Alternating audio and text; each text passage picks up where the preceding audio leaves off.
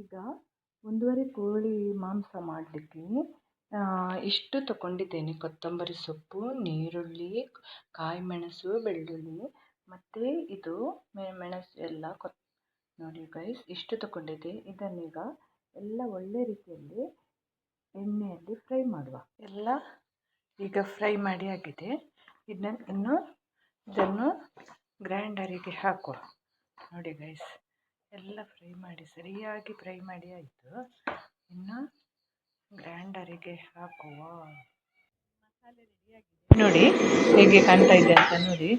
ಮಸಾಲೆ ರೆಡಿಯಾಗಿದೆ, ಈಗ ತೆಗೆಯುವ. ಗೈಸ್, ಇಲ್ಲಿ ನೋಡಿ, ಎಣ್ಣೆ ಹಾಕಿ ಇಟ್ಟಿದ್ದೇನೆ.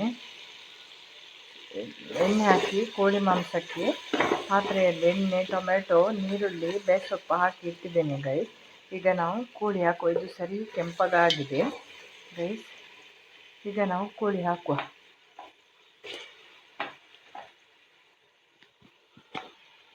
ನೋಡಿ ಗೈಸ್,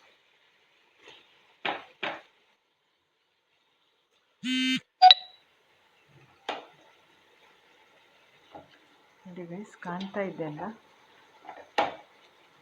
ನೋಡಿ ಗೈಸ್, ಕಾಣ್ತಾ ಇದೆ ಅಲ್ಲ? ಕೋಳಿ ಹಾಕಿ ಆಯಿತು. ಈಗ ಅದಾಗೆ ಸರಿ ಕಾಣ್ತಾ ಇದೆಯಲ್ಲ ಗೈಸ್? ನೋಡಿ ಗೈಸ್, ಈಗ ಒಂದು ಕುದಿ ಬರುವಾಗ ಉಪ್ಪು ಹಾಕಿ ಬೇಯಿಸ್ಬಿಟ್ಟಿಡುವ. ಉಪ್ಪು ಹಾಕಿಡುವ. ಈಗ ಕಾಣ್ತಾ ಇದೆಯಲ್ಲ ಗೈಸ್, ಹೇಗೆ ಎಣ್ಣೆ, 2 ನೀರುಳ್ಳಿ, 2 ಟೊಮೆಟೊ, ಒಂದು ಬೇಸೊಪ್ಪು ಹಾಕಿ ಎಣ್ಣೆಯಲ್ಲಿ ಸರಿ ಕೆಂಪಗಾಗಿ ಫ್ರೈ ಆಗುವ ತನಕ ಇಟ್ಟಿದ್ದೇನೆ. ಈಗ ಕೋಳಿ ಮಾಂಸ ಸಹ ಹಾಕಿದೆ ಅದಕ್ಕೆ.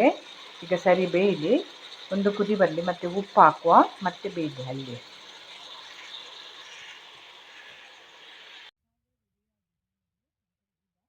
ಕೋಳಿ ಸರಿ ಬೆಂದಿದೆ ನೋಡಿ, ಕೋಳಿ ಸರಿಯಾಗಿ ಬೆಂದಿದೆ. ಈಗ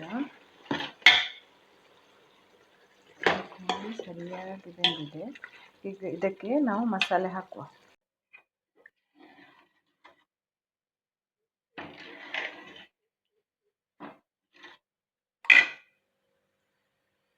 ರೆಡಿಯಾಗಿದೆ ಗೈಸ್, ನೋಡಿ ರೆಡಿಯಾಗಿದೆ.